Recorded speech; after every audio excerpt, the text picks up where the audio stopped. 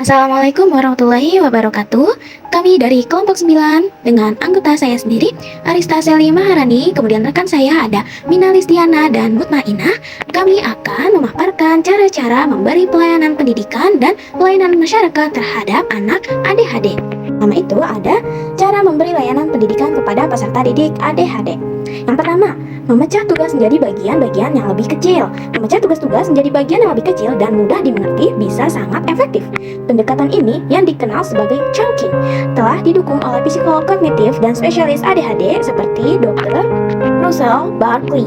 Dengan membagi tugas-tugas menjadi langkah-langkah yang mudah dikelola, peserta didik ADHD bisa fokus pada satu aspek pada satu waktu yang meningkatkan pemahaman dan daya ingat.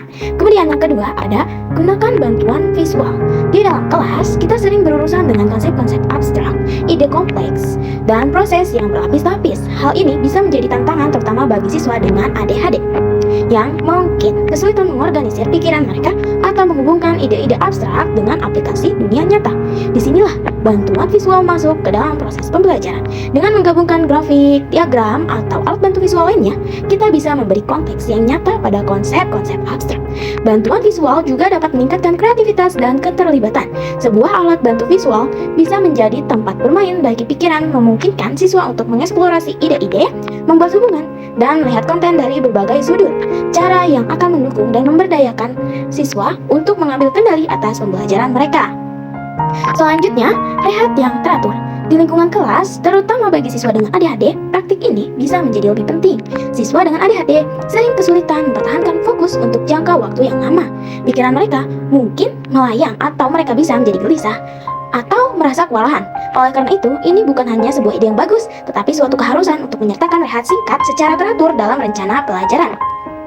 Rehat bukanlah gangguan dalam sebuah proses pembelajaran, melainkan komponen yang penting yang dapat membuat proses pembelajaran lebih menarik, dikelola, dan efektif. Rehat fisik, seperti peregangan singkat atau berjalan-jalan di sekitar kelas, bisa memberi energi dan kesegaran. Kemudian ada rehat mental, juga sangat bermanfaat, memberi waktu untuk menggambar, meditasi, atau mengerjakan teka-teki otak yang cepat dan menyenangkan, dapat meningkatkan kreativitas dan relaksasi. Kemudian yang keempat, mengombinasikan gerakan.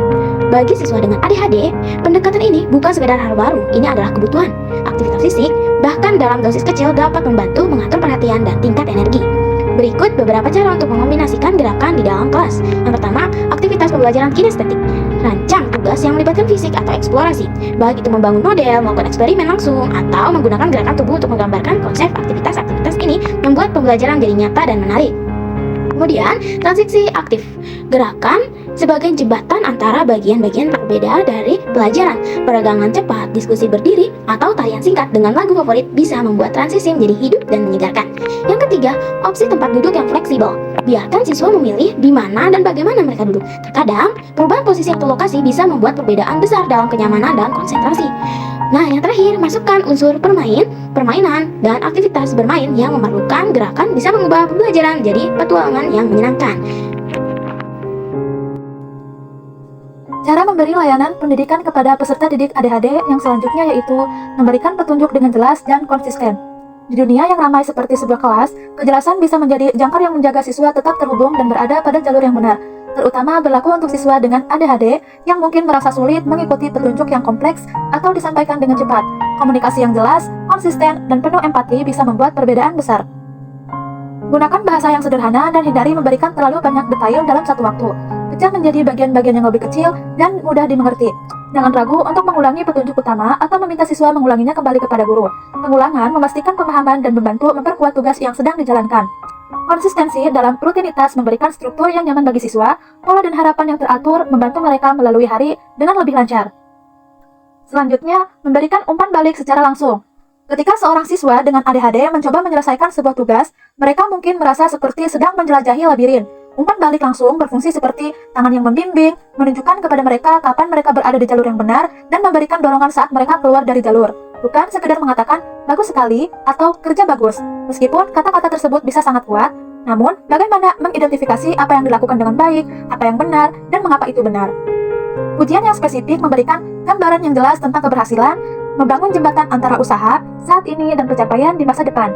Tapi, mari kita perjelas, Umpan balik bukanlah semata membanjiri siswa dengan pujian yang tidak layak. Umpan balik haruslah tulus, terkait dengan usaha mereka, strategi, ketekunan, atau atribut yang terukur lainnya.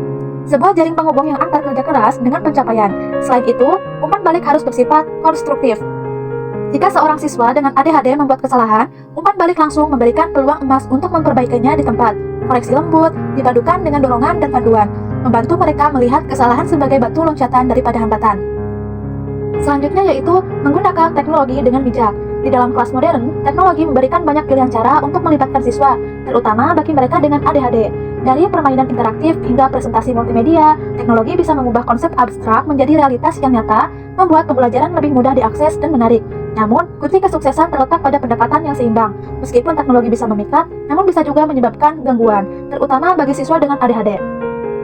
Daya tarik gadget dan aplikasi bisa mengaburkan tujuan pembelajaran inti jika tidak digunakan dengan bijak. Bagi pendidik, tantangannya adalah memanfaatkan kekuatan teknologi tanpa membiarkan hal itu menjadi terlalu mengesampingkan, memilih alat yang tepat yang sejalan dengan tujuan pembelajaran dan menggunakannya untuk memperkaya daripada mengalahkan pelajaran adalah suatu hal yang penting.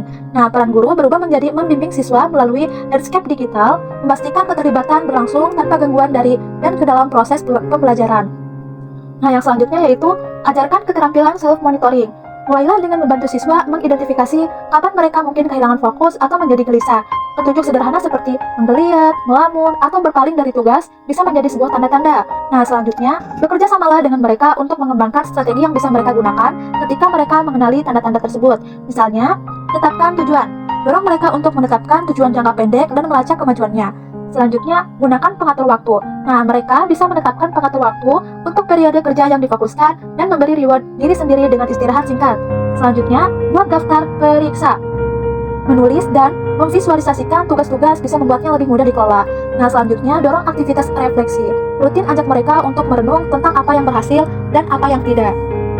Nah, selanjutnya yaitu layanan di masyarakat, di mana yang pertama, kebutuhan pengendalian diri berkaitan dengan pengurangan atau menghilangkan hiperaktivitas, meningkat rentang perhatian dan pengendalian impulsivitas. Nah, yang kedua ada kebutuhan belajar, yaitu anak ADHD seperti anak normal lainnya membutuhkan pengembangan diri, yaitu melalui belajar karena hambatan yang dialami akan pemenuhan kebutuhan belajar pada anak ADHD tidak semulus pada anak umumnya. Tanpa bantuan yang dirancang secara khusus, maka anak ADHD akan mengalami kesulitan untuk belajar secara optimal dan mengembangkan potensi yang dimilikinya. Padahal secara umum potensi mereka memiliki tingkat kecerdasan yang relatif baik, bahkan sama seperti anak normal pada umumnya. Nah, yang ketiga ini ada model kelas inklusif, di mana model kelas ini menyertakan peserta didik dalam kurikulum peserta didik di kelas reguler. Tidak banyak perubahan pada kurikulum di kelas inklusif ini karena semua disesuaikan dengan kondisi peserta didiknya. Adanya model pelayanan inklusif tersebut bertujuan memberikan kemudahan kepada anak berkebutuhan khusus untuk mendapat menerima pendidikan yang sesuai dengan kebutuhannya dan menghilangkan stigma mengenai keterbatasan jadi suatu potensi yang dapat dikembangkan, serta mewujudkan segala hak-hak penyandang disabilitas dalam mendapatkan pendidikan. Nah, yang keempat ini ada pendidikan inklusif sebagai layanan pendidikan yang mensyaratkan agar semua anak berkeadilan dapat dilayani di sekolah terdekat di kelas reguler bersama-sama dan teman-teman normal yang seusianya. Melalui pendidikan inklusif, anak dengan ADHD akan dididik bersama-sama anak normal lainnya untuk mengoptimalkan segenap potensi dan mengembangkan keterampilan mereka dengan penuh kesungguhan.